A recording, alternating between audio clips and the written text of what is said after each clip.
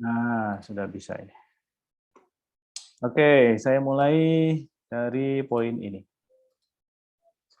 Menjadi milenial berintegritas, ya. Kalian milenial, saya kolonial.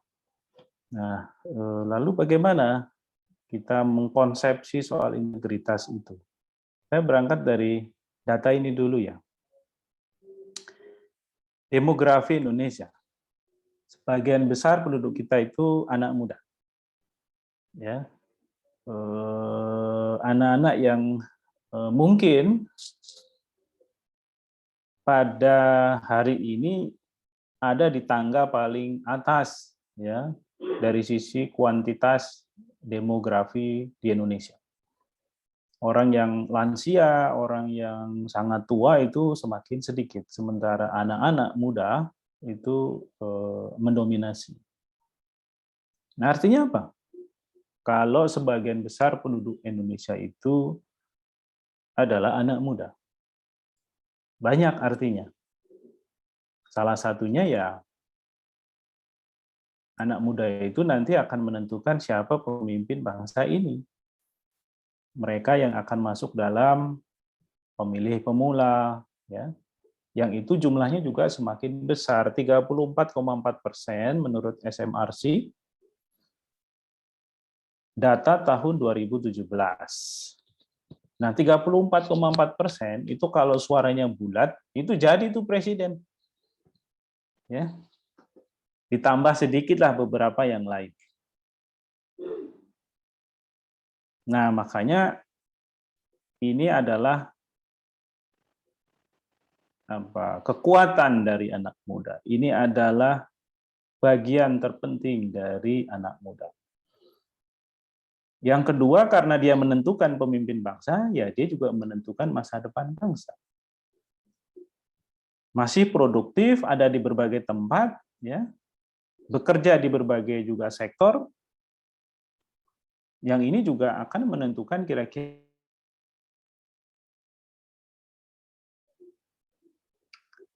dan juga menopang kerja-kerja pembangunan ya, yang itu dilakukan, digerakkan oleh anak muda sebagian besarnya di berbagai sektor. Adanya misalnya perusahaan-perusahaan startup misalnya itu kan sebagian besar juga diinisiasi oleh anak muda. Entah itu yang sekarang menjadi perusahaan besar ya, entah misalnya Bukalapak dan lain-lain. Nah, ini berarti anak muda itu powerful sebenarnya.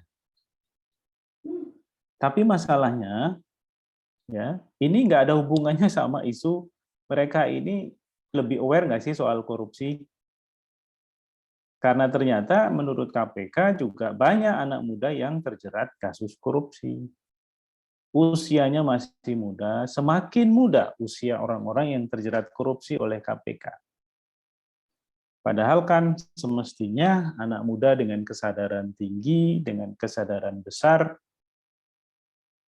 ya tentu punya pandangan yang lebih baik ya daripada generasi sebelumnya mengenai persoalan misalnya korupsi. Tapi ternyata menurut KPK juga semakin banyak yang terjerat kasus korupsi. Ya, padahal misalnya menurut Kurt Cobain, kalau ada yang senang dengan lagunya, ya. Dan ini quote yang selalu dikutip oleh banyak orang, the duty of youth is to challenge corruption. Ya, tugas anak muda itu melawan korupsi, bukan sebaliknya justru terlibat menjadi bagian dari korupsi. Nah, kita juga tentu ingat kalau ngomong anak muda, pernyataan dari seorang tokoh besar di Indonesia yang pernah ada, Soekarno. Dia mengatakan, beri aku 1.000 orang tua, niscaya akan aku cabut Semeru dari akarnya. Ini bahasa kiasan ya. Beri aku 10 pemuda, niscaya akan kuguncangkan dunia. Nah, ini kata Soekarno. Masih muda juga ketika dia pidato, Dia mengatakan hal ini dan sampai hari ini quote ini terus dipakai. Karena anak muda memang dipercaya selalu akan menginspirasi perubahan. Nah, kalau Soekarno bilang 10 aja cukup untuk bisa membuat dunia ini terguncang. Meskipun kadang-kadang kenyataannya hari ini mimpi Soekarno itu terbalik gitu ya. Di zaman Pak Jokowi malah beri aku 10 pemuda, akan aku guncang kas negara. Karena banyak anak milenial yang menjadi staf khusus presiden dan kemudian mereka justru terlibat dalam berbagai macam konflik kepentingan. Menggunakan jabatannya, statusnya sebagai staf khusus presiden untuk mendapatkan proyek-proyek dan lain-lain. Nah, tentu ini miris ya. Mimpi Soekarno menjadi terkubur kalau kemudian anak mudanya justru ketika mendapatkan kesempatan malah ya memanipulasi posisinya untuk kepentingan pribadi.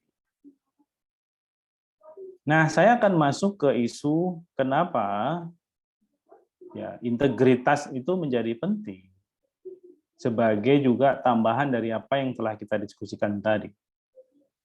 Warren Buffett ini adalah seorang miliuner, ya pengusaha terkenal di Amerika. Dia mengatakan begini, untuk merekrut seorang pegawai begitu, Anda harus mencari 3 kualitas yang ada pada diri seseorang. Pertama, integritas. Kedua, intelligence atau kepintaran, kepandaian, pengetahuan. Dan yang ketiga, energi, kekuatan, ya ambisi. Ya kalau orang nggak punya ambisi, ya kerjanya pasti juga akan 9 to 5 aja, yang penting kerja gitu, yang penting selesai semuanya ya sudah. Tapi kalau punya energi, punya ambisi, mungkin dia akan berlipat-lipat produktivitasnya. Tapi dikasih catatan sama Warren Buffett ini, and if they don't have the first, the other two will kill you.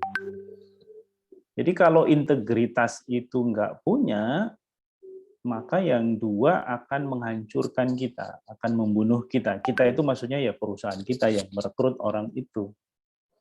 Jadi bahayanya orang pintar dan orang ambisius tanpa integritas, inilah yang garis bawahi oleh Warren Buffett. Nah, lalu apa kemudian konsep integritas itu?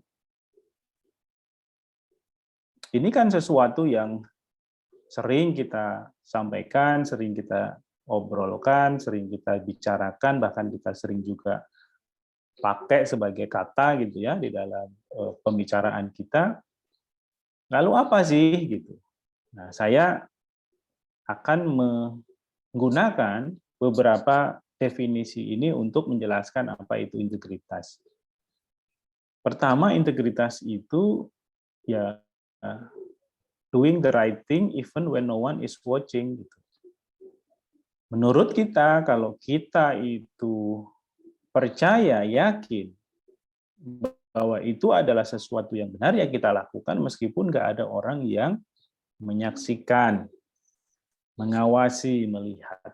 Seperti anak kecil tadi, ya yang memilih untuk mengembalikan uang lebih itu, meskipun tidak ada yang melihat. Jadi itulah esensinya integritas. Integrity is doing the right thing, even when no one is watching.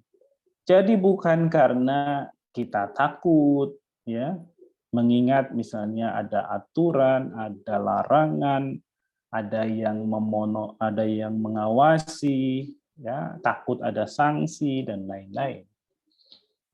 Jadi tanpa itu orang yang berintegritas akan tetap melakukannya.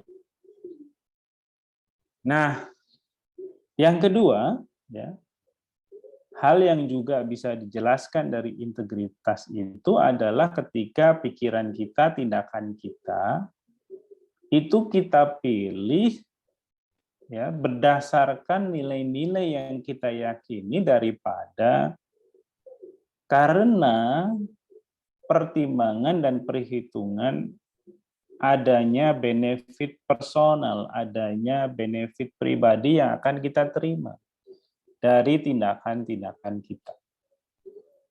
Nah, balik lagi ke yang video tadi. Kalau kita cek ulang, ya nggak ada benefitnya dia secara personal gitu. Bahkan kesempatan untuk dapat uang lebih hilang karena dia berlaku jujur. Tapi memang karena integritas itu adalah pilihan dari pikiran dan tindakan kita yang basisnya itu adalah nilai-nilai yang kita yakini. Daripada, oh ini saya untung apa sih?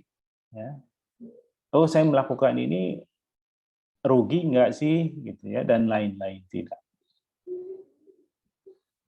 Nah kemudian ya ada juga penjelasan lain yang menurut saya penting untuk mendefinisikan apa itu integritas di poin berikutnya.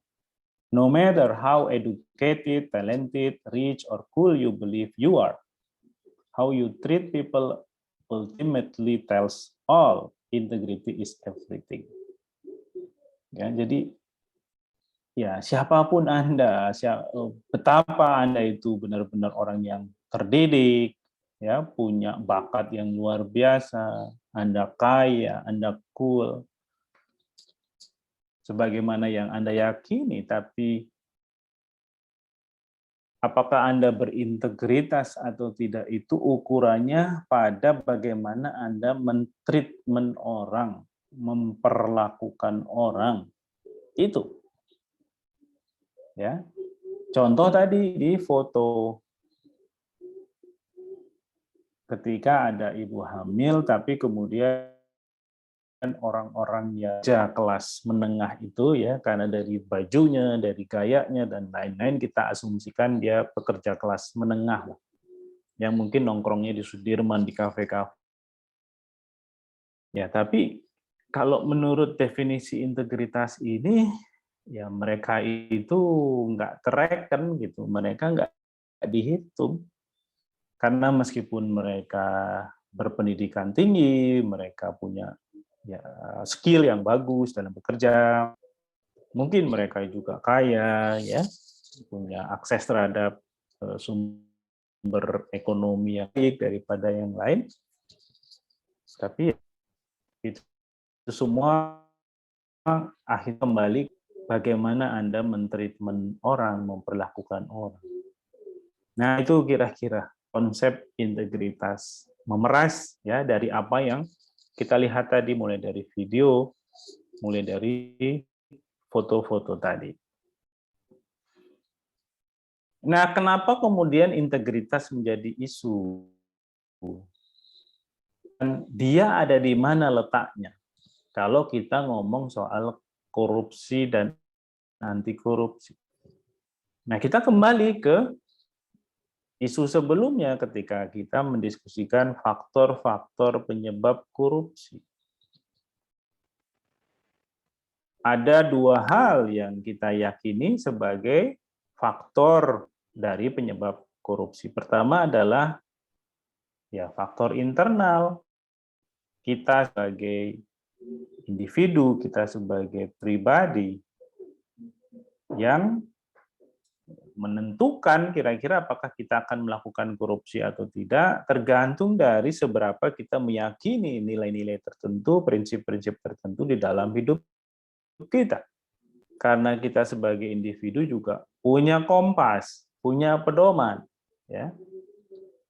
Nah, itu yang pertama. Kalau kita ngomong soal faktor internal. Nah, ketika kita ngomong soal faktor dari penyebab korupsi, kita juga akan sampai pada poin bahwa individu saja itu cukup. Ya seperti tadi di dalam gambar, ya di dalam video tadi lagi, balik lagi ke situ. Kenapa sih anak kecil yang sedemikian rupa itu sudah punya perilaku berintegritas seperti itu? Ya karena dibentuk oleh lingkungannya, diajarkan, ditanamkan, dibangun nilai itu. Ya. Kenapa yang lain pada saat yang sama punya perilaku yang kontras? Ya karena juga dibentuk, karena juga dibangun oleh lingkungannya, seperti anak-anak yang tadi naik motor nggak pakai helm, aturan dan lain-lain. Itu kan dibentuk. Itu nggak semata-mata keinginan mereka saya mau naik motor, tidak. Tapi juga ada fasilitasi dari orang tua, ya, masyarakat juga mengabaikan, mendiamkan. Nah, padahal supaya tidak melanggar, supaya individu-individu ini juga bisa berperilaku sesuai dengan keyakinan diri mereka soal kebenaran, organisasi, institusi, lingkungan, itu juga prinsip supaya dapat mencegah korupsi, mencegah penyimpangan, mencegah kebusukan terjadi. Kalau kita rujukannya kembali ke konsep corruptus ya, dalam konteks definisinya di bahasa Yunani. Bukan pembusuk akal sehat, ya, pembusukan dalam cara berpikir manusia untuk mempertimbangkan sesuatu apakah itu benar atau salah, dan lain sebagainya. Nah ini titik tolaknya kenapa kita kemudian masuk kepada isu integritas. Sebab-sebab korupsi, kalau kemudian kita kaitkan lagi dengan persoalan tadi juga banyak. Kalau dari sisi individunya itu mungkin soal serakah, tamak, tidak jujur, kurang beriman, malas, ya, dan lain-lain. Tapi pada saat yang sama dari sisi institusi, dari sisi lingkungan, organisasi, ya bisa jadi pengawasan, tidak ada sanksi, sistem politiknya juga buruk, sistem hukumnya buruk, pendapatan rendah, ya, dan lain sebagainya. Nah, integritas itu penting dan harus dibangun sedari awal. Ini kata Muhammad Hatta ya. Jadi saya tadi menyinggung, menyitir apa quote-nya Bung Karno, sekarang saya menyinggung Muhammad Hatta. Dia bilang begini, kurang cerdas dapat diperbaiki dengan belajar. Jadi don't worry. Kalau kita itu nggak pintar, jangan khawatir ya, teman-teman. Kalau kita itu merasa kita itu nggak pintar. Karena bukan itu yang akan menentukan kita itu menjadi manusia. Dan tidak pintar atau kurang pintar itu bukan sesuatu yang nggak bisa dibenerin. Bisa. Asalkan kita rajin, belajar, baca, ya, berinteraksi dengan orang yang lebih pintar, kita akan jadi pintar. Bukan given. Dia sesuatu yang bisa kita kembangkan.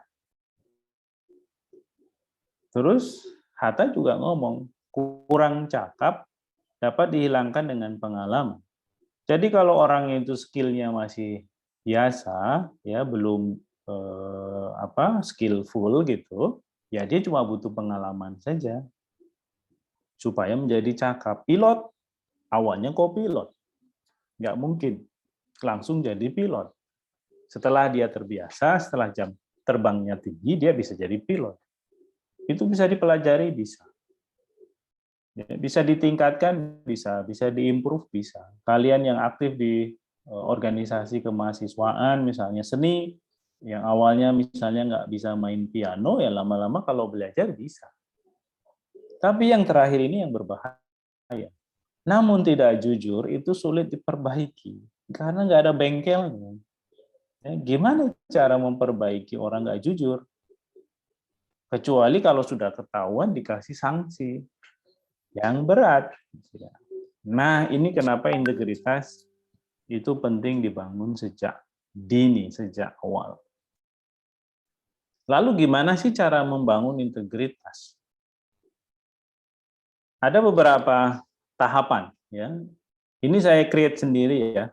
Saya nggak pakai sumber misalnya dari siapa gitu. Ini berangkat dari refleksi saya terhadap apa yang saya amati, saya lihat, saya pantau, saya kerjakan juga di ICW. Pertama kita harus memahami dulu apa itu integritas, apa manfaatnya ya buat kita, buat masyarakat, ya. Dan kenapa berintegritas? Itu penting memahami seperti itu. Kemudian kita membangun mulai. Setelah paham kita gimana cara membuat kita itu bisa kemudian menjadi orang yang konsisten untuk berintegritas. Ya mulai dari hal-hal yang sederhana, hal-hal yang simple. Untuk kemudian kita challenge diri kita masuk ke hal-hal yang lebih besar, ya, lebih berat. Dan pada saat yang sama juga harus terus kita perkuat dengan cara macam-macam. Entah itu berinteraksi dengan yang lain yang mungkin satu visi, ya. Dan pada saat yang sama setelah kita perkuat, kita juga perluas. Sehingga ini bisa menjadi sebuah gerakan, bukan hanya bicara mengenai yang penting saya sebagai individu itu berintegritas. Nah, bagaimana cara memperkuatnya? Cara membangun menjadi sesuatu yang besar. Ada beberapa pendekatan. Pertama ya kita tentu pilihan hidup kita dari awal. Dan sadari juga kira-kira apa konsekuensi-konsekuensinya. Karena tadi definisinya integritas di awal itu, ya integritas itu adalah pilihan, ya pilihan kita daripada karena kita menimbang ya saya dapat keuntungan nih dari sini, enggak, tapi itu pilihan. Nah, kemudian dua, perluas jejaring, perluas teman, perluas lingkungan sosial yang senilai, sevisi, ya, yang sepemahaman. Kemudian untuk membuat kita juga bisa menahan diri dari tindakan-tindakan yang bisa merugikan yang lain, ya kita juga harus pertimbangkan konsekuensi tindakan-tindakan kita bagi orang banyak. Jadi tidak selfish ya seperti yang ada di foto tadi. Apa sih ruginya berdiri gitu ya? Kan juga nggak akan sampai 5 jam tuh naik kereta gitu, apalagi cuma KRL jaraknya paling paling jauh itu misalnya 1,5 jam. Maksud nggak bisa sih anak muda berdiri 1,5 jam, ya. Nah, yang lain terlibat langsung dalam upaya pencegahan korupsi dengan organisasi, dengan teman-temannya yang lain, dan juga perbanyak bahan bacaan, perbaharui pengetahuan. Ya, ini akan sangat membantu kita sebagai individu untuk bisa memperkuat integritas. Nah, yang lain yang juga penting ya dan ini perlu dicatat sebagai calon ASN itu kita juga bisa menerapkan prinsip 4 no. Ya, no bribery, no kickback, no gift, no luxurious hospitality.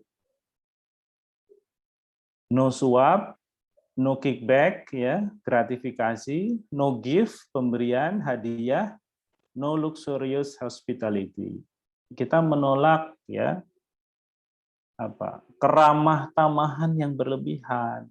Kalau diundang oleh pihak lain, kita dikasih fasilitas, itu harus kita curigai dan harus kita tolak karena di belakangnya mungkin ada sesuatu. Nah, honesty, jangan diam, kalau melihat korupsi, jujur, berintegritas, berani bergerak, itu adalah bagian terpenting dari upaya anak muda untuk bisa menjadi milenial yang berintegritas. Kalau yang lain-lain ini adalah sumber-sumber informasi yang kalian juga bisa akses untuk memperbanyak, mendalami isu-isu anti korupsi sehingga lebih bisa terlibat di dalam.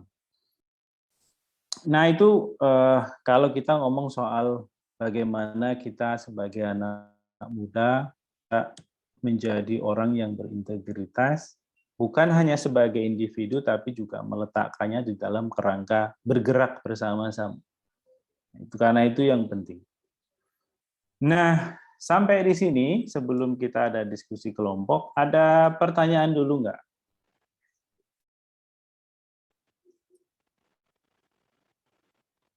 Yang terkait dengan apa yang sudah kita diskusikan tadi. Mungkin masih ada ganjalan, mungkin masih ada hal yang perlu didalami lagi. Ada?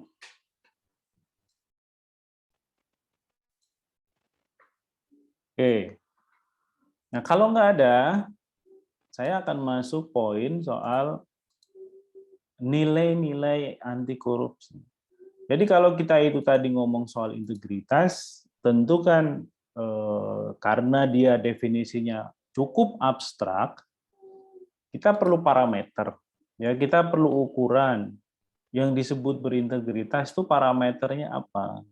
Nah, KPK men-set sekian parameter untuk menunjukkan bahwa orang itu berintegritas.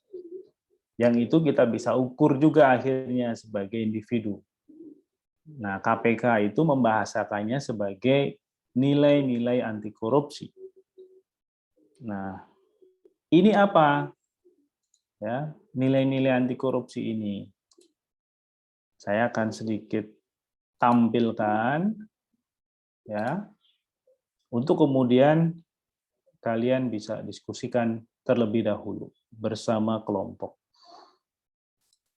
Nih, saya tunjukkan dulu ya. Ini integritas. Ada 9 nilai-nilai anti korupsi yang menurut KPK inilah ingredientnya. Ya, inilah basicnya bagi siapapun yang ingin membangun karakter integritas. Pertama, jujur. Ya, kedua, peduli. Ketiga, mandiri. Ada disiplin, tanggung jawab, kerja keras, sederhana, berani, adil. Nah, ini nilai-nilainya, ada 9.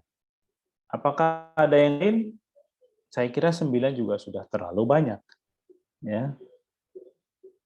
Mungkin saja ada yang lain, akan tetapi setidaknya inilah kira-kira wilayah di mana kita ya sebagai individu bisa mendalam.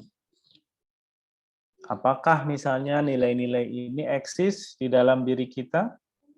Apakah kita punya tantangan besar di dalam menerapkan masing-masing nilai ini? Dan bagaimana juga cara kita membangun, memperkuat nilai-nilai ini. Karena ini menurut KPK ya bantalnya, alasnya, supaya kita juga menjadi orang yang berintegritas. Nah, oleh karena itu kita coba diskusikan ya poin-poin ini. Karena ini ada 9 dan tentu kalau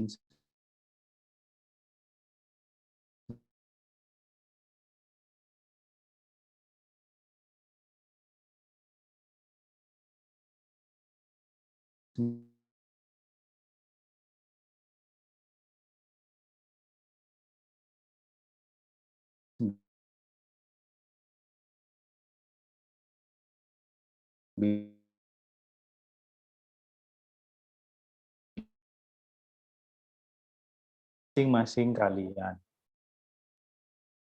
Pengalaman dari kelompok kalian ya yang terkait dengan pengalaman kejujuran. Oh, saya pernah loh kemarin bahkan ya kasusnya saya begini itu menurut kami itu bagian dari ya praktek menjadi orang yang jujur. Begitu juga ya dengan yang lain. Oh, contohnya kemarin kepedulian ini seperti ini loh. Ada salah satu anggota kelompok saya begini. Begitu juga dengan kemandirian. Dan yang ketiga, lalu bagaimana cara membangun, memperkuatnya. Ya, supaya dia benar-benar menjadi DNA kita. Ya, saya pernah menulis satu artikel judulnya DNA anti korupsi. ini kan bukan sesuatu yang secara scientific gitu ya, bisa diinjeksi gitu ya di dalam dalam diri orang seperti vaksin COVID itu. Dia di jab ke orang, dia akan menjadi lebih kebal terhadap COVID gitu. Tapi nggak ada vaksin jujur, nggak ada vaksin peduli, nggak ada vaksin mandiri, dan seterusnya dan seterusnya. Dan oleh karena itu, coba kalian diskusikan dari pengetahuan kalian, pengalaman kalian, gimana sih cara membangun, mempertahankan ya prinsip-prinsip ini, nilai-nilai ini, jujur, peduli, mandiri. Apa sih yang harus dilakukan? Ya tadi foto yang 3 tadi kan menjelaskan itu semua ya. Soal kepedulian, ada nggak sih kepedulian terhadap lingkungan, orang lain, ya ibu hamil, itu kok nggak ada ya? Berarti nggak ada dong di situ soal kepedulian gitu ya.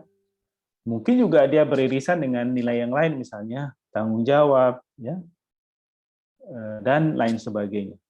Nah itu kalian coba diskusikan 3 hal itu ya, apa definisinya, coba diskusikan juga praktek-praktek harian ya dari contoh masing-masing nilai ini yang kalian anggap itu sebagai bagian dari representasi masing-masing nilai. Dan yang ketiga, coba diskusikan, rumuskan kira-kira bagaimana strateginya untuk mengembangkan masing-masing value itu.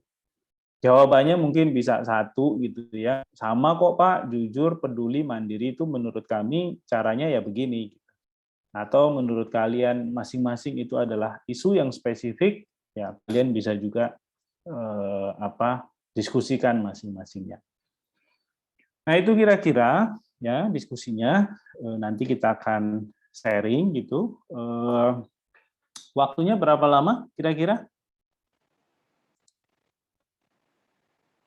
Ini saya tanya dulu nih ke kalian supaya nanti tidak kecepatan juga tidak terlalu lama. Kira-kira yang menurut kalian pas dengan membahas 3 hal itu kira-kira berapa menit?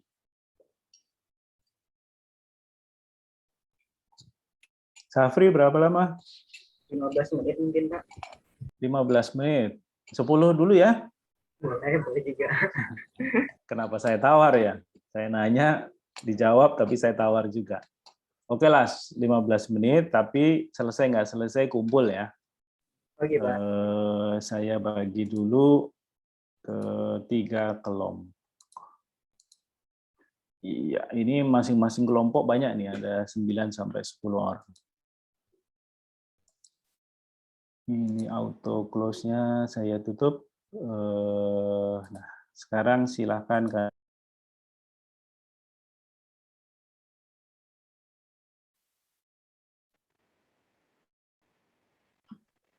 Selamat malam Bapak dan teman-teman Marcel. sekalian. Kami dari kelompok 1 yang terdiri dari 9 orang akan menjelaskan topik terkait kejujuran, kepedulian, dan kemandirian. Topik itu akan mencakup definisi, contoh atau pengalaman, lalu cara memperkuat atau membangunnya. Untuk topik pertama, kejujuran, akan dimulai oleh teman kelompok kami. Baik. Ya, silakan. Siapa? Wahyu.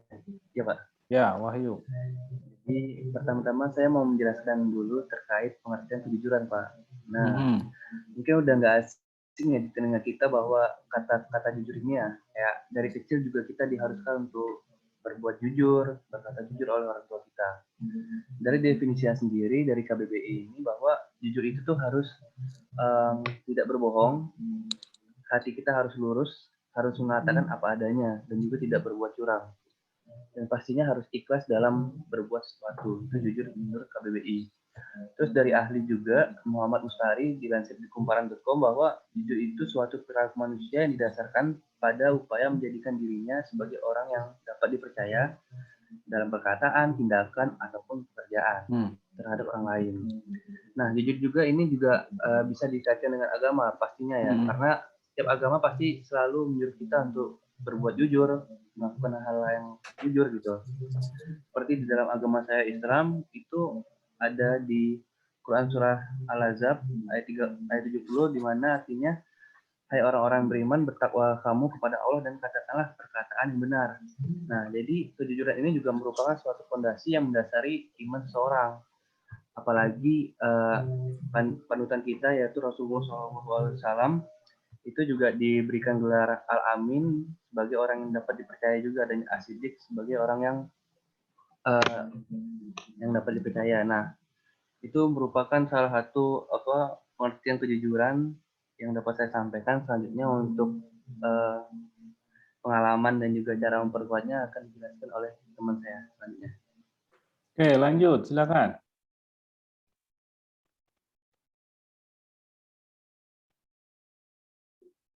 Siapa Wahyu?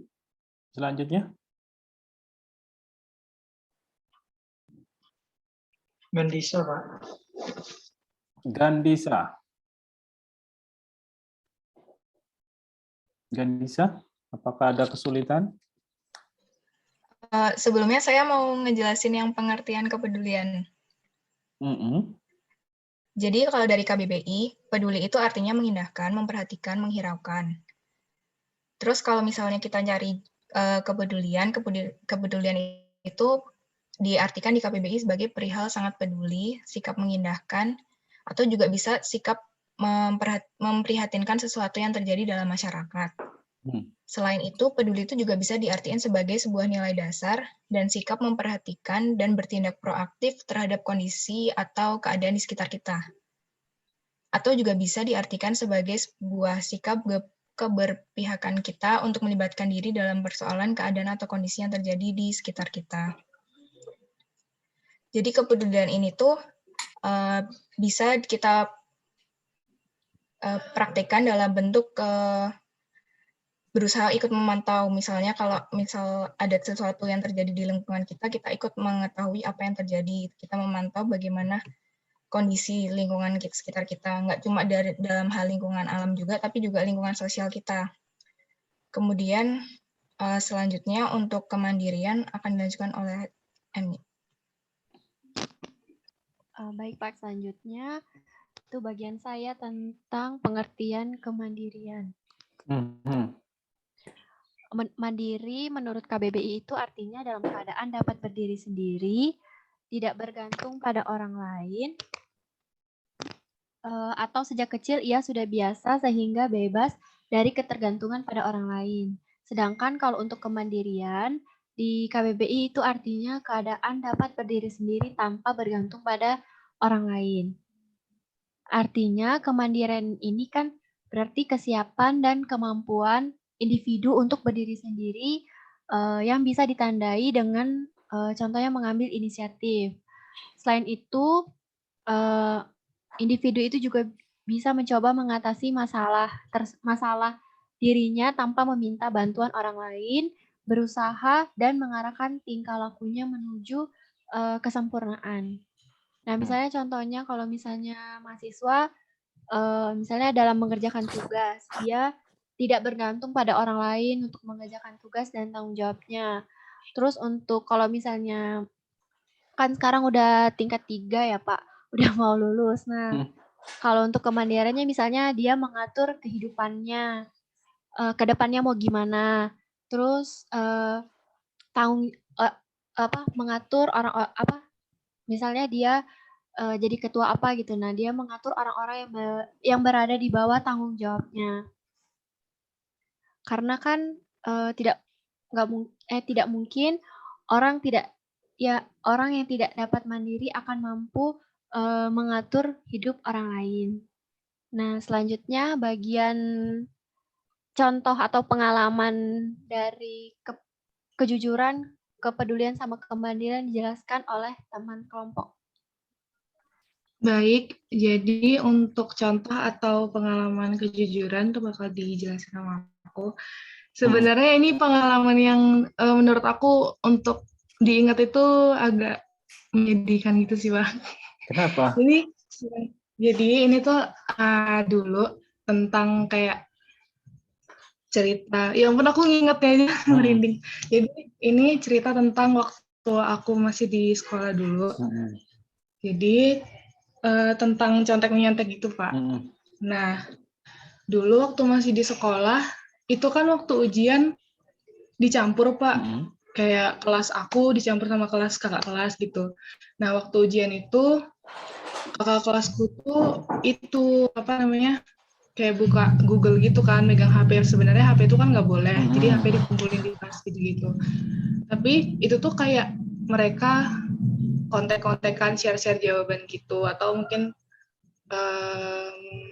searching di Google. Pernah suatu kali mereka ketahuan karena bunyi suara dari Google-nya gitu loh, Pak. Nah, kebetulan di kelas itu aku kenal sama salah satu orang, terus aku tanya waktu jam istirahat gitu, Kak, kenapa sih kok pada nyontek? Kakak pada nggak takut gitu misalnya ketahuan sama guru atau kayak mana gitu. Terus kata dia, yang penting kamu diem aja, katanya kayak gitu. Teman-teman kelasku udah biasa dari kelas 10 kayak gini emang. Terus kakak kelas lain juga udah tradisi kayak gini gitu.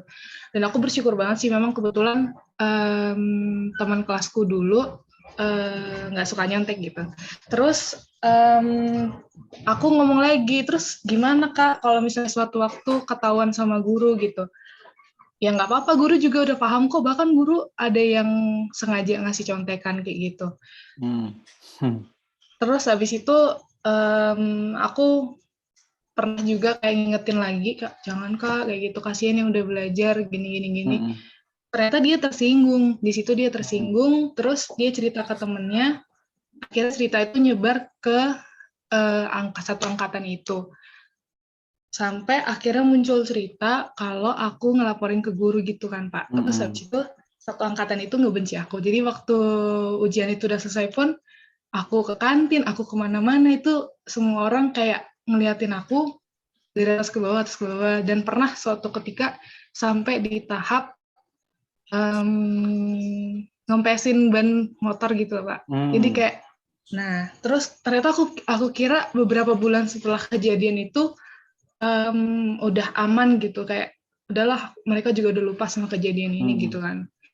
Terus ternyata sampai aku mau ujian nasional pun kejadian contek menyontek itu masih ada gitu. Terus pernah mereka sengaja untuk ngumpulin kami semua satu angkatan di belakang sekolah. Ada beberapa orang yang ngomong kayak, guys, nanti ujian nasional kita mau ada rencana mau joki nih gitu. Terus siapa mau ikut gitu. Terus mereka tuh kayak ngeliatin aku dan teman-teman sekelasku kayak dengan tatapan bermakna gitu kan. Terus kami satu kelas tuh kayak memilih untuk kalau kamu nggak ikut, kalau kalian sekelas nggak ikut, iya tutup mulut gitu. Kalau kalian nggak tutup mulut, ya hati-hati aja gitu katanya gitu. Pokoknya itu pengalaman yang tentang kejujuran yang nggak bisa aku lupain sih Pak seumur hidupku. Tapi itu kalau aku ingat itu benar-benar kayak, sedih banget. Ya. Rasanya kayak mengalami tekanan, tapi kayak kenapa sih gitu. Tapi aku bangga, maksudnya dulu aku punya mental yang kuat ngadepin mereka. Nggak selembek sekarang. Gitu Pak. Malah jadi lembek. Oke ya, itu cerita yang sebenarnya juga nyambung dengan apa yang tadi saya sudah tanyakan ke kalian kan. Kadang-kadang kan nggak enak jadi orang yang berintegritas itu, terutama dalam lingkungan yang juga tidak mendukung ya, seperti yang tadi Vero sudah ceritakan gitu. Malah terpreser, malah dianggap aneh, malah dianggap alien gitu ya. Dan akhirnya dikucilkan. Betapa ya ini situasi yang juga kita hadapi dalam potret yang lebih luas dalam kehidupan politik kita, dalam kehidupan hukum kita, ya, dalam kehidupan birokrasi kita di berbagai tempat. Nah, ini tantangan besar dalam upaya-upaya menjadikan ya bangsa ini menjadi bangsa yang bersih.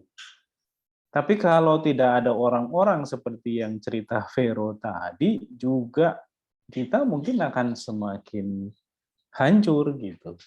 Nah, oleh karena itu maka tampilnya orang seperti Vero dan yang lain-lain yang ada di pijakan yang kuat untuk tetap mengatakan tidak pada sesuatu yang memang tidak benar meskipun dia harus berhadapan dengan kenyataan yang kurang enak, ya itu adalah sesuatu yang membanggakan gitu.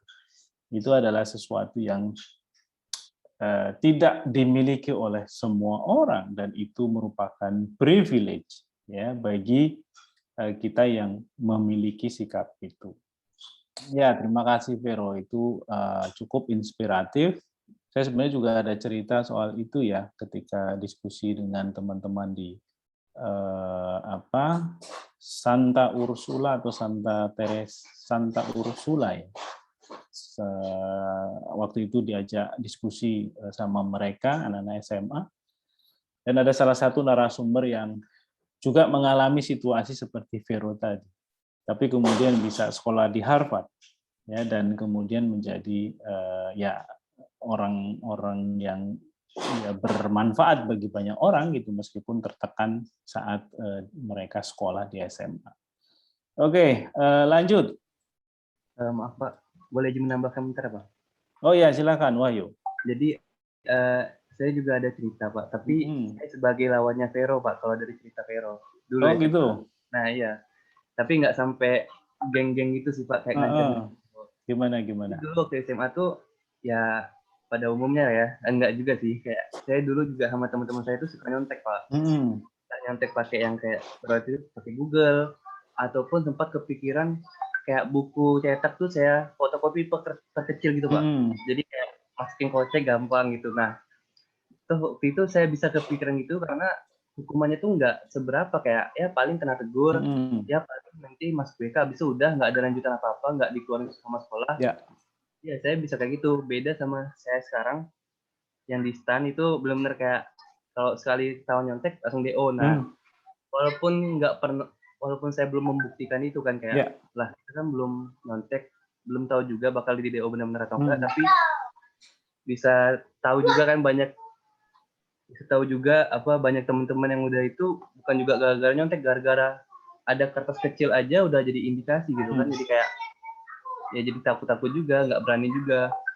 Jadi kalau dari cerita saya ini ya mungkin butuh emang orang-orang yang integritas, tapi nggak cuma orang-orang itu, butuh juga sistem yang benar-benar bisa buat yang nggak bisa, orang-orang itu nggak punya celah untuk berbuat curang kayak gitu sih Pak. Ya betul, itu poin yang memang penting juga ya. Tapi kalau Wahyu mau coba ngetes apakah sistem yang di STAN itu jalan atau enggak, boleh juga itu. Nggak berani ya. Oke. Terima kasih Wahyu ya tambahannya. Ya benar, kalau kita pengen menjadikan orang itu terbangun kesadarannya, ya harus dimulai juga dengan memaksa. Ya, dan memaksa itu caranya salah satunya adalah dengan memberikan punishment yang berat kalau ada yang melakukan pelanggaran. Dan kita juga beruntung ya ada di satu komunitas yang namanya STAN, yang PKN STAN yang punya mekanisme seperti itu, tidak seperti di mungkin tempat-tempat lain. Karena dengan cara itu maka sikap kita, perilaku kita, perspektif kita juga berubah gitu ya. Sebagaimana yang tadi juga sudah ditambahkan oleh Vero dalam Wahyu dalam ceritanya. Terima kasih Wahyu tambahannya. Lanjut. Baik, selanjutnya adalah saya akan menjelaskan sih, memaparkan contoh-contoh dari pengalaman. Mungkin ini juga dari teman-teman yang ada di kelompok saya. Jadi di sini kita akan membahas nilai kepedulian. Nah, sebenarnya tadi juga udah disinggung ya Pak, pasti dari teman-teman juga, dari beberapa foto juga yang tadi, yang 3 foto itu dari yang ibu-ibu harus ibu-ibu hamil berdiri, dan yang buang sampah pada tempatnya itu sebenarnya udah juga termasuk dari kurangnya nilai kepedulian daripada masyarakat Indonesia. Nah, kalau misalnya untuk nilai kepedulian ini menurut kelompok kami itu bisa bisa dilakukan di mana saja. Sebagai contoh nih kan kita mahasiswa, kita juga bisa merealisasikan nilai kepedulian itu di dalam maupun di luar kampus. Nah, seperti contohnya nih di kelas kita ada PJ pendidikan kita nih, ada Marcel, ada Yuniar, kayak mereka nih bahkan kan ada yang namanya SKPM ya Pak, dan PJ pendidikan itu nggak dapat SKPM gitu. Terus kayak mereka masih mau jadi PJ pendidikan buat ngontrol nilai-nilai anak kelas, terus kadang-kadang ada intentir yang buat ngebantu teman-teman semua bisa survive di PKM instan ini, yang dimana tadi juga dijelasin gimana susahnya survive di sini. Itu mungkin buat dari kita sebagai mahasiswa untuk sama-sama saling gimana, jadi nilai kepedulian itu juga bisa buat kita biar sama-sama berjuang, sama-sama bisa ngelewatin sesuatu yang sebenarnya itu kita ngerasa sendiri, tapi yang lain itu juga bisa bantu kita gitu. Terus kalau untuk yang di luar, nah ini juga cukup banyak contohnya, seperti mungkin kita juga bisa, kebetulan saya juga waktu tingkat 2 itu jadi saya ngadain acara ya Pak, jadi kan saya ikut organisasi kemahasiswaan di kampus. Nah, waktu itu saya jadi divisi sosial mahasiswanya. Jadi kayak kebetulan berasa sih Pak, kayak misalnya dari hal kecil kayak ngebuat poster, misalnya ada dana sosial, ada kemalangan yang terjadi gitu. Maksudnya kayak walaupun kita mungkin hanya mendapatkan info terus kita ngebuat poster, tapi itu seenggaknya kayak kita cuma ngumpulin dana, itu tuh kayak udah bisa sebagai wujud kalau misalnya kita tuh juga peduli sama sekitar kita gitu. Terus itu juga buat di dalam masyarakat, terus juga di luarnya tuh kami juga ngadain donasi gitu kan Pak. Jadi itu tuh buat orang-orang yang disabilitas. Jadi kami ngebuat konser amal kemarin. Jadi itu kita ngebuat konser, terus anak-anak STAN yang ikut, jadi itu ada seminar, habis itu konser. Jadi yang ikut seminar sama ikut konser itu nanti bakal dananya itu dialihin ke komunitas Jarum kalau nggak salah. Nah itu tuh isinya yang emang nampung orang-orang disabilitas gitu, dan puji Tuhannya tuh kayak orang-orang yang di sana tuh juga kayak makasih ya anak-anak, maksudnya kayak udah jarang kan yang peduli orang-orang disabilitas. Terus kayak ya bersyukurnya jadinya kita juga bisa ngebawa nama instansi kita kayak ini dari PKM instan gitu, dan kayak ya bisa juga menjadi menjadi kebaikan lah buat orang-orang sekitar kita juga. Dan oh iya, satu lagi sih Pak. Nah, yang kemarin itu kan sempat viral yang mungkin yang lain juga tahu ya teman-teman, yang pegawai Lanut ya. Iya, terus kan, nah itu tuh kayak itu benar-benar juga gimana ya, maksudnya kan saya juga ngelihat kronologinya Pak, kan saya penasaran kenapa nih kok sampai diinjak gitu. Terus awalnya masalahnya tuh di situ tagline-nya tuh ada perbuatan rasis gitu kan. Tapi setelah dilihat tuh jadi katanya tuh orang Papuanya tuh mabuk kalau nggak salah kan. Terus dia mabuk terus ngegangguin orang-orang yang makan di situ. Terus jadinya tuh kayak dia ngelawan gitu kan. Ngelawan terus akhirnya si pegawai Lanutnya nih dia tuh cuma mau beli makanan juga kalau nggak salah di situ kan. Dia ngeliat itu jadinya dia bertingkah laku seperti itu gitu. Maksudnya harusnya kan dia bisa baik-baik gitu, walaupun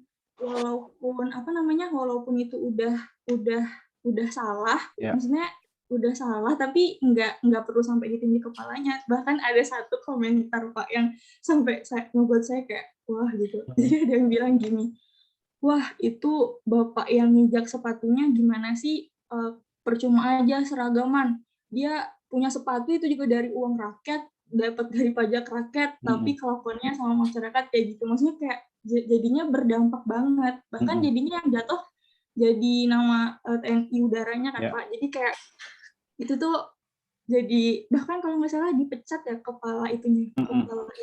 Jadi kayak menurut saya sepertinya nilai kepedulian itu juga penting. Oh iya, satu lagi. Ada maaf Pak kalau panjang. Kayak sebenarnya juga bisa kita lihat. Bayangin kalau misalnya Pak Juliari Batubara tuh punya nilai kepedulian yang tinggi gitu, dia nggak mungkin bakalan melakukan perbuatan yang jahat seperti itu, kayak nilep berapa duit orang masyarakat yang, aduh, ya kita tahu sendiri itu perbuatan yang sangat-sangat tidak berkemanusiaan. Jadi memang nilai kepedulian itu sangat perlu kita tingkatkan di dalam pribadi kita masing-masing. Mungkin sekian akan dilanjutkan oleh teman saya. Terima kasih. Terima kasih Risma. Itu tadi beberapa contoh ya dari sisi kepedulian. Nah, kita masuk ke mandiri nih sekarang. Baik, saya akan memberikan contoh yang mandiri. Ya, Contoh Sandi, silakan. Saya alami itu pas waktu pertama kali merantau sih. Pas pertama kali kuliah offline di PKN STAN. 18 tahun saya tinggal di rumah, baru pertama kali pergi untuk tinggal di luar. Nah, di situ udah lebih baru terasa gitu, kemandirian itu penting gitu. Kalau saya sih mandangnya it's a matter of survival di sana itu, karena teman-teman kos itu juga ada batasannya, bisa ngebantuinnya. Makanya kalau ada perlu apa-apa pasti lebih sering mengandalkan diri sendiri. Terus itu juga kita kan kalau di kota rantau itu gimana ya, nggak enak juga bilang sama orang tua, pasti ingin dengar ingin memberitahukan informasi-informasi yang baik saja kepada mereka. Jadi ya biasanya semua masalah itu diselesaikan sendiri. Kalau contoh nyatanya itu pas saya sakit sih Pak, dulu di sana itu saya sempat sakit kan, temen tuh cuma bisa bantu nganterin aja. Cuma pas waktu itu ada kelas, nggak enak saya nggak kelas, akhirnya ya udah saya ke ke lantai 3 kayaknya itu. Nah, itu panas badan, udah lemas gitu. Terus turun ke polikliniknya, terus buka. Balik lagi deh ke atas itu. Cuma kalau mau minta bantuan sama teman di kelas juga, ya mereka kan masih kelas, enak juga. Akhirnya ya udah deh, saya sendiri aja itu bolak-balik. Nanti setelah kelas itu baru katanya buka polikliniknya. Akhirnya setelah kelas saya sendiri lagi ke sana. Cuma ya pas pulangnya emang sih dibantu sama teman untungnya. Tapi di situ sih saya ngerasa banget kemandirian itu diperlukan. Baru saya rasainnya itu lebih, mungkin di rumah udah biasa, tapi lebih terasa lagi pas waktu di luar. Baik itu dari saya. Oke, Sandi sebagai perantau ya pasti mengalami, dan saya kira hampir semuanya juga punya pengalaman ya sulit menghadapi sesuatu tapi kemudian bisa survive ya dengan energi yang kita juga nggak tahu datang dari mana ya, tiba-tiba bisa saja menghadapi masalah itu dan selesai, dan kita bisa bisa berhadapan dengan itu dan sukses menghadapinya gitu. Jadi saya kira itu juga hal-hal yang menjadi bagian dari pengalaman kita yang akan menempa kita menjadi manusia yang ulet, yang kokoh gitu ya, yang mandiri. Karena dengan itu juga maka kita akan bisa menghilangkan cara berpikir misalnya jalan pintas untuk mengambil satu keputusan, ingin mendapatkan sesuatu dengan cepat ya, dan lain sebagainya, karena prosesnya kita sudah ikuti, prosesnya sudah kita alami. Oke, apa masih ada lagi dari room 1? Masih ada, Pak. Oh, pertanyaan terakhir ya. Siapa yang mau merespon, silakan.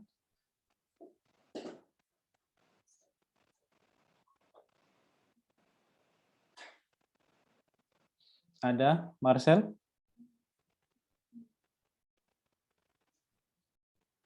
Siapa? Nabila mungkin? Atau siapa? Ya, Pak. Ulum, Pak. Miftahul Ulum, Pak. Oh, Ulum. Izin, Pak. Ya, Ulum, silakan. Kemudian saya akan menjelaskan tentang cara membangun atau memperkuat perilaku kejujuran. Cara untuk membangun atau memperkuatnya saya bagi menjadi kelompok kami membagi menjadi 3, yakni pertama bersikap jujur terhadap orang lain, yang kedua bersikap jujur terhadap diri sendiri, yang ketiga menghindari kebohongan yang tidak perlu. Pertama bersikap jujur terhadap orang lain. Ini kita harus memperhatikan ketika kita mau berbohong, kita harus mencari tahu kenapa sih kita berbohong, kepada siapa kita berbohong, dan manfaat apa yang kita peroleh dari kebohongan tersebut. Kan biasanya kita berbohong untuk membuat diri kita terlihat lebih baik. Contohnya, misalnya di lingkungan kampus, ketika kita ditanya, kamu udah belajar apa belum? Oh belum. Nah tiba-tiba nilainya A. Di situ, oh dia pinter ya, nggak belajar aja nilainya udah A. Nah, padahal tuh dia begadang semalaman buat belajar. Nah dari situ kan apa ya, manfaat yang didapatkan itu kurang lah. Dia tuh hanya mendapatkan manfaat dari pengakuan teman-temannya saja. Terus ada berbohong untuk menghindari rasa malu. Contohnya ketika kita sekolah, misalnya kalau di tempat saya kan lagi ngetrennya anak sekolah rokokan kan, rokokan. Nah, ketika kita ke gap sama ibu kita, terus untuk menghindari rasa malu tersebut kita berbohong supaya kita nggak kena marah. Nah sebenarnya ya ini nggak perlu lah kayak gitu. Lebih baik kita nggak merokok gitu. Terus ada yang berbohong kepada figur yang memiliki kewenangan. Terus yang kedua dari bersikap jujur terhadap orang lain ada antisipasi perilaku atau situasi yang membuat kita akan berbohong. Contohnya rokok tadi. Kita nggak perlu berbohong, kita nggak rokokan selama ya kita nggak ngerokok. Jadi lebih baik kita menghindari untuk rokokan tersebut. Terus yang ketiga untuk bersikap jujur terhadap orang lain ada menerima konsekuensi dan memutuskan untuk menghadapi konsekuensi dari tindak kebohongan yang telah kita perbuat. Terkadang tuh lebih baik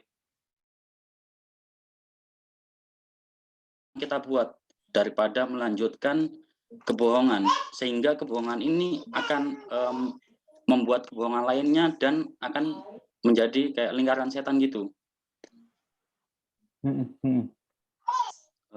Terus kalau misalnya bersikap jujur terhadap diri sendiri, kita ini agar biasanya tuh kan kita apa ya kayak ngerasa malu gitu, misalnya kita nggak bisa renang, kita bohong, kita jago renang. Nah sebenarnya itu nggak perlu. Ketika kita nggak bisa renang, ya kita jujur aja kita nggak bisa renang, karena emang setiap orang itu punya kelebihan dan kekurangan masing-masing. Kita nggak perlu malu. Terus ada menghindari kebohongan yang tidak perlu dengan cara berpikir kreatif saat kita akan berbohong demi kebaikan. Misalnya contoh ketika kita pergi misalnya berduaan sama teman cewek, kemudian teman cewek kita nanya, aku gendut nggak sih? Terus kita jawab, oh iya kamu gendut. Nah ini kan akan apa ya, kita di sini tuh jujur. Nah tapi jujurnya di sini kita akan menyakiti hati si perempuan tersebut kan. Nah lebih baik kita menghindari kebohongan tersebut dengan cara mengalihkan kebicaraan.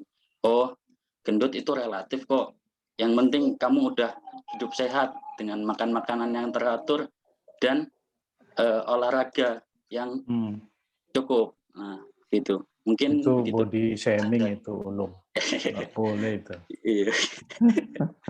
Ya, begitu Pak. Kira-kira dari cara membangun perilaku kejujuran. Oke. Thank you, Ulum. Untuk yang lain masih ada? Bisa dipercepat nggak? Karena ini sudah jam 9:04, masih ada 2 grup lagi. Saya, Pak. Ya, Dinda, silakan. Terkait yang kepedulian, cara mempertahankan nilai kepedulian tuh kalau menurut kelompok kami yaitu yang pertama, kita tuh harus bisa membangun kepekaan terhadap perasaan orang lain, di mana saling peduli itu kan bukan individu untuk diri kita sendiri, tapi kan juga untuk orang lain juga. Jadi kita tuh berusaha untuk memahami gimana sih cara orang-orang di sekitar kita tuh menanggapi suatu situasi tertentu atau sekedar mengenali seperti apa perasaan mereka pada saat mereka menghadapinya gitu kan. Terus selanjutnya itu kita harus bisa mempertimbangkan apa dampak dari tindakan yang kita lakukan. Jadi kita harus menentukan sikap bahwa kita tuh nggak boleh egois dalam mengambil sikap. Kayak misal untuk berintegritas di STAN itu kan maksudnya kita harus mengerjakan misal UTS UAS tuh dengan kemampuan diri kita sendiri dan nggak boleh mencontek. Nah di sisi itu berarti saling antar teman-temannya juga harus peduli untuk saling membantu kalau ada materi yang belum difahami sama teman kita yang lain atau gimana gitu. Jadi untuk membangun integritas itu kita harus peduli terhadap lingkungan sekitar kita, Pak. Oke. Oke, yang terakhir? Jadi yang terakhir itu adalah cara membangun atau memperkuat nilai dari kemandirian. Nah, kemandirian itu sebenarnya erat kaitannya dengan kepercayaan dari orang lain gitu. Jadi kalau misalnya seseorang itu percaya bahwa kita itu bisa melakukan sesuatu hal dengan sendiri, maka secara tidak langsung kita juga tuh akan termotivasi untuk melakukannya dengan sendiri.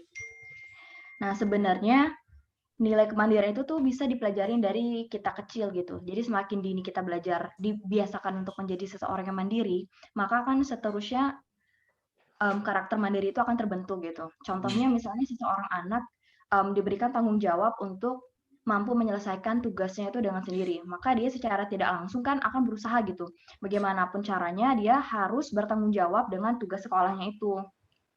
Nah, selanjutnya itu ketika kita sudah dewasa namun karakter mandiri itu masih kurang terbentuk, nah kita bisa melakukan salah satu caranya itu dengan self management. Jadi self management itu adalah pemantauan diri, di mana kita melibatkan sikap mental atau tindakan positif yang membantu seseorang itu dalam menjalani kehidupannya sesuai dengan apa keinginannya dia itu. Nah, termasuk dengan menyadari keterbatasan dirinya dan menyesuaikan bagaimana sih dia mengakomodasi si keterbatasan yang dia punya itu. Nah, dengan self management tadi itu seseorang bisa membuat skala prioritas. Hal apa yang harus dikerjakan dahulu dan hal apa yang bisa ditunda. Terus juga seseorang juga bisa memutuskan apa sih yang harus dia lakukan dan bertanggung jawab untuk menuntaskan apa yang harus diselesaikannya itu. Jadi intinya kalau nilai kemandirian itu diperkuat dengan menanamkan pada diri kita sendiri bahwa kita itu harus mampu melaksanakan sesuatu hal itu dengan diri kita sendiri dan tidak boleh bergantung dengan orang lain. Mungkin sekian presentasi dari kelompok 1. Kalau ada kesalahan, mohon maaf. Wassalamualaikum warahmatullahi wabarakatuh. Waalaikumsalam. Ya, makasih Room 1 ya. Kalau kita dengar tadi, sebenarnya ini memang ada juga keterkaitannya dengan materi-materi kita di isu etika ya, misalnya Stephen Covey, 8 habit manusia yang efektif, itu kan juga ada beberapa bagiannya yang cukup relevan dan nyambung. Nah, sekarang kita lompat ke room 2, membahas 3 tema, yaitu disiplin, tanggung jawab, serta kerja keras. Silakan. Assalamualaikum warahmatullahi wabarakatuh. Selamat malam Pak dan teman-teman. Kami dari Room 2 akan menjelaskan tentang beberapa nilai anti korupsi, yaitu ada 3.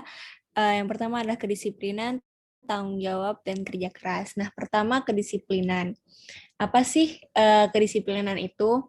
Nah, kedisiplinan itu kan kata dasarnya dari disiplin. Nah, menurut KBBI, disiplin itu ketaatan atau kepatuhan kepada peraturan atau tata tertib dan sebagainya. Nah, kalau dilihat dari pengertian disiplin tersebut, itu kan ada dua kata kunci utama, yaitu taat atau patuh dan aturan atau tata tertib. Nah, ini bisa kita artikan kalau misalnya kedisiplinan itu tumbuh dari sikap patuh dalam diri seseorang untuk mengikuti aturan yang telah dibuat untuk diri maupun lingkungan sekitarnya. Nah, sedangkan menurut para ahli, salah satunya adalah Siswanto.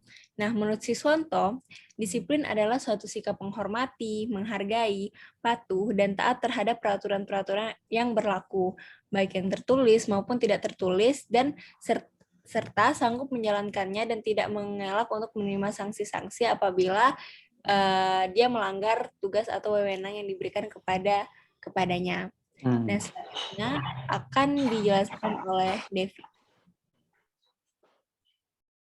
Silakan. Selanjutnya, setelah Khairunisa, Devi ya?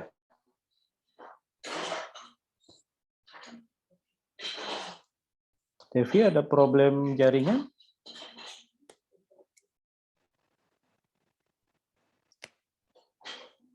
Oke, kalau Devi-nya belum bisa yang lain dulu?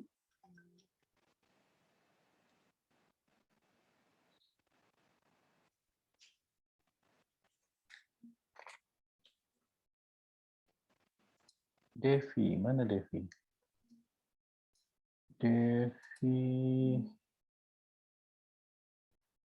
Devi Anugrah ya? Halo.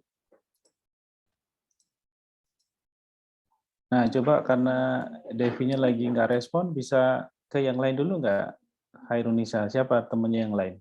Bisa dilompati dulu nggak apa-apa, penjelasan Devi tadi. Oh ya, bisa Pak. Mungkin bisa ke pengertian dari itu dulu, tanggung jawab. Silakan. Giana atau ya Giana? Ya. Jadi di sini silakan. Jadi di sini tanggung jawab kalau menurut KBBI itu merupakan keadaan wajib menanggung segala sesuatu. Kalau terjadi apa-apa boleh dituntut, dipersalahkan, diperkarakan atau sebagainya. Atau juga fungsi menerima pembebanan sebagai akibat sikap pihak sendiri atau pihak lain. Kalau tadi berdasarkan yang saya temukan definisi tadi saya rangkum itu tanggung jawab itu bisa dilihat dari setiap hal yang kita lakukan, baik itu perilaku, tindakan, usaha maupun ide-ide yang kita sampaikan itu kan berdasarkan pilihan yang kita pilih. Dari sini kita tuh dapat melihat bahwa tanggung jawab itu tuh kemampuan dan kewajiban diri kita untuk merespon sesuatu atau menangani konsekuensi atas perilaku, tindakan, perkataan maupun pikiran yang telah kita pilih. Kayak kita tuh harus melakukan tugas yang telah dipercayakan kepada kita, walaupun kadang kita nggak suka tugas ini gitu. Untuk contohnya selanjutnya akan dijelaskan oleh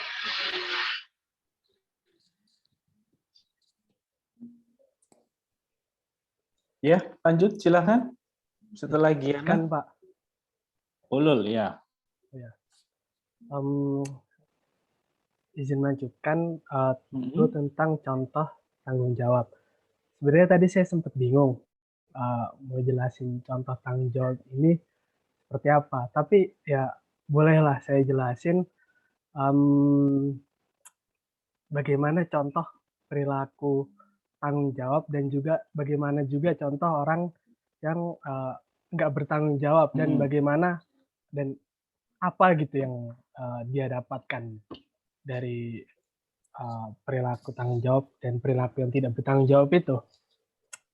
Mengenai contoh perilaku yang bertanggung jawab sendiri itu simple, banyak juga. Mungkin kita juga sering menjalankannya dalam kehidupan sehari-hari. Menepati janji, terus mematuhi aturan, menjalankan aturan, menjalankan tugas dengan sebaik-baiknya.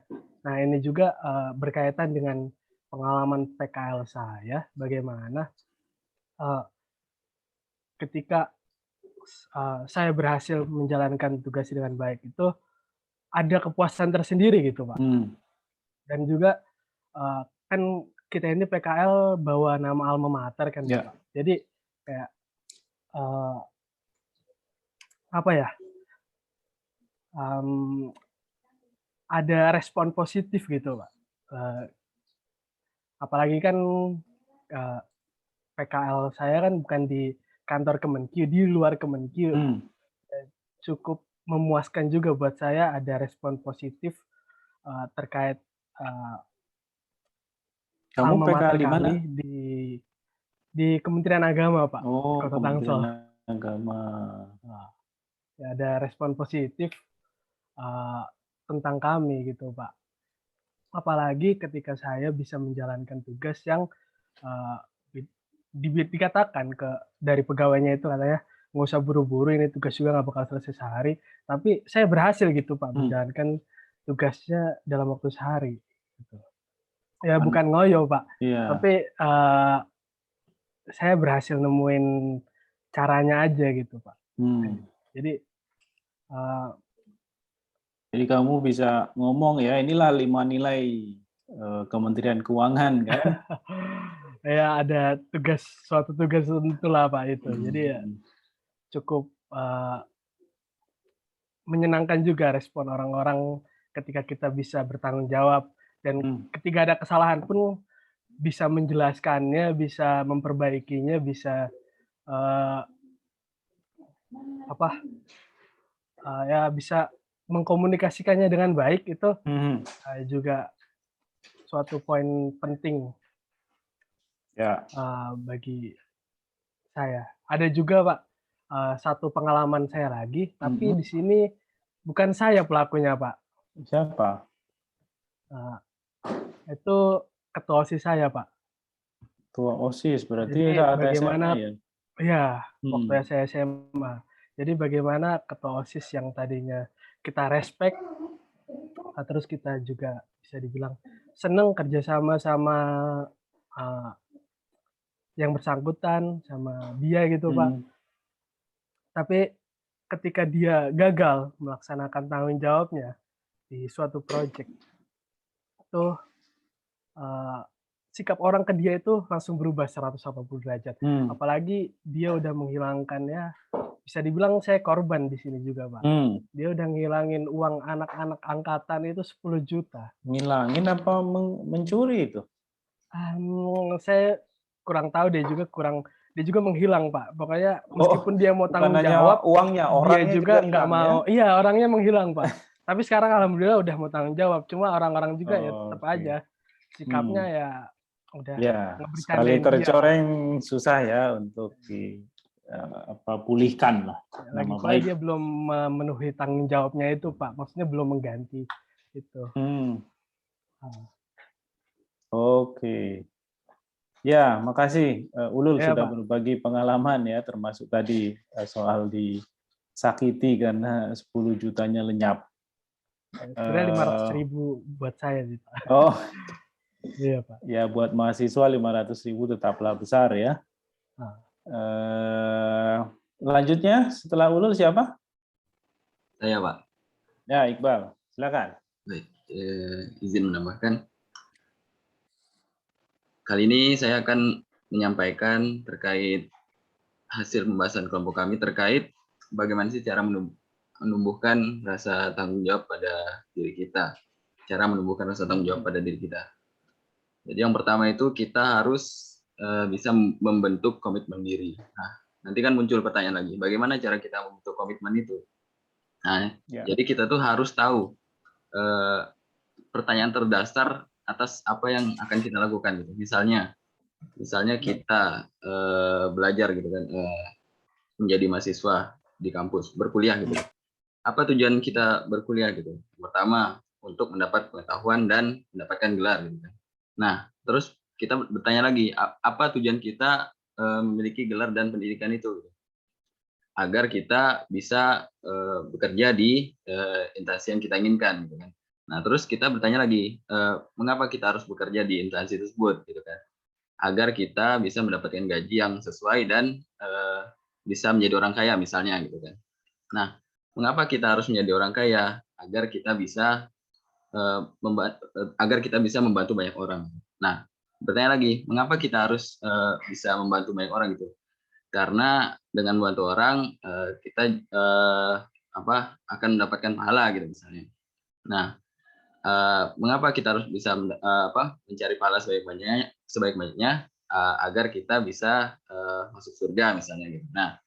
Nah, jadi dengan kita mengetahui pertanyaan-pertanyaan dasar dari apa yang kita lakukan, nah itu kita ketika kita sedang longgar gitu atas tanggung jawab kita bisa mengingat lagi tujuan kita dari melakukan hal tersebut gitu.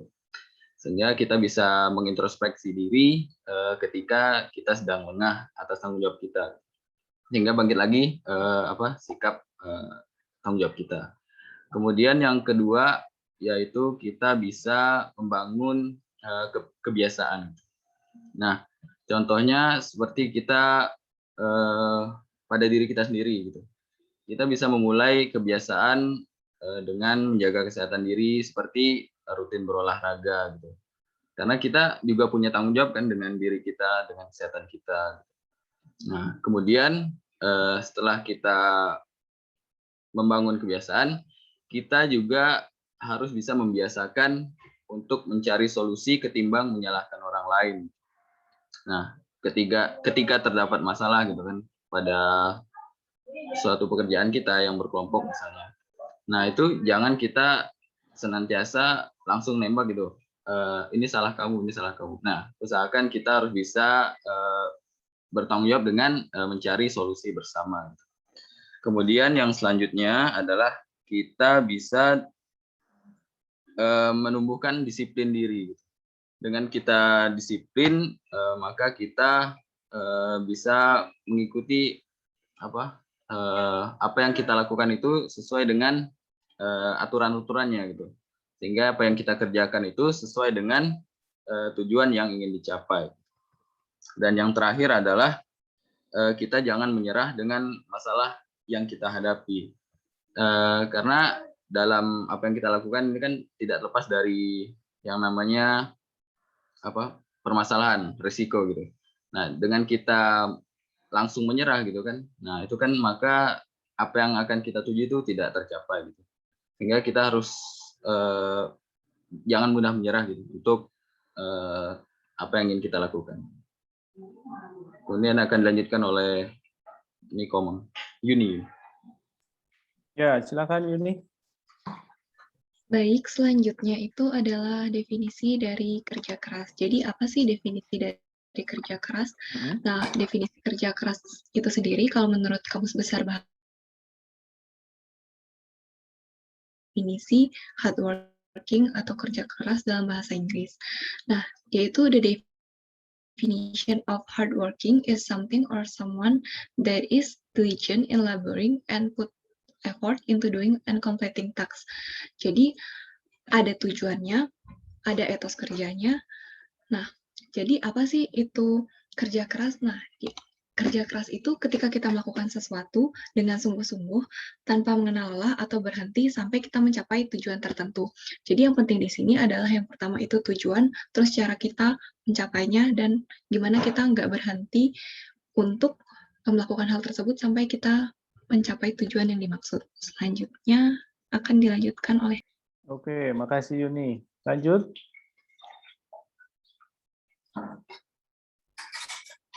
Siapa? Nilna ya? Nilna? Iya, Pak. Ya, silakan. Selanjutnya itu contoh kerja keras. Jadi kerja keras ini dapat diwujudkan oleh kita dalam kehidupan sehari-hari. Misalnya dalam melakukan sesuatu, kita sebaiknya menghargai proses bukan hasil semata. Contohnya itu ketika ujian, kita tidak melakukan jalan pintas seperti halnya menyontek, dan bekerja keras dan belajar sungguh-sungguh untuk dapat nilai ujian yang bagus. Selain itu, kita juga bisa mengerjakan tugas-tugas akademik dengan sungguh-sungguh. Selanjutnya akan dijelaskan oleh Rahma. Rahma? Baik, saya akan menjelaskan cara membangun kerja keras. Yang pertama, kita itu harus memiliki tujuan. Kalau kita memiliki tujuan, kita akan berusaha bekerja keras untuk mencapai tujuan itu sendiri. Yang kedua, kita berkumpul dengan lingkungan yang bekerja keras juga.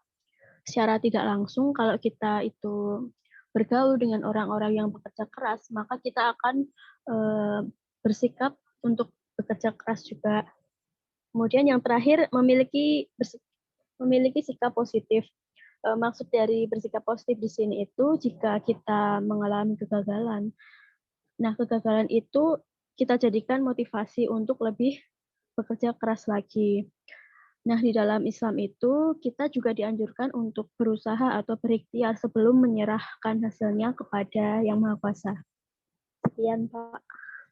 Oke, Nina, terima kasih. Masih ada lagi nggak ya? Room 2. Tadi Masih, Devi. Pak. Oh, masih. Silakan dilanjutkan. Devi sama Edel belum, Pak. Devi masih Devi. ada kesulitan atau sudah bisa? Izin menjawab, Pak. Ya, silakan. Contoh dari penerapan disiplin. Contohnya seperti saat saya ikut PKL itu masih banyak karyawan yang ditemui tidak datang tepat pada waktunya, Pak. Contohnya ada yang datang pukul 7, 7.30, 8 hingga pukul 9. Mungkin karena tidak ada SOP atau budaya kerjanya yang berbeda.